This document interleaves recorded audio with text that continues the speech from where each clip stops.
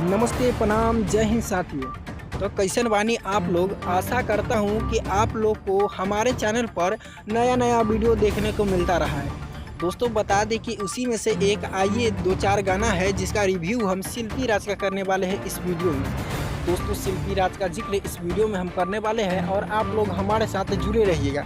चलिए बात करते हैं कि इस हफ्ते में शिल्पी राज का इतना ज़्यादा सॉन्ग आया है, जो इस हफ्ते की बात करें तो लगातार ट्रेंड सॉन्ग जो है लगातार शिल्पी राज का वायरल हुआ है।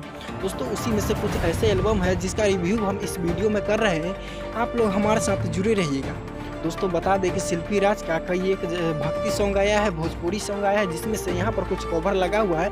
इसी में से कुछ गाना जो है लगातार सोशल मीडिया पर शिल्पी राज का वायरल हुआ है। दोस्तों आप लोग हमारे साथ जुड़े रहिएगा, हर एक छोटी बड़ी खबरें यहाँ पर दिखाया जाता है और देख सकते हैं शिल्पी राज का कई एक गाना जो है यहाँ पर वायरल हुआ है, जिसको हम आपको सार्वजनिक तरह से दिखा रहे हैं। दोस्तों आप लोग बने रहिएगा, वीडियो में बने रहने के लिए बहुत बहुत धन्यवाद। जय हिंद, वंदे मातरम। फिर मिलते हैं।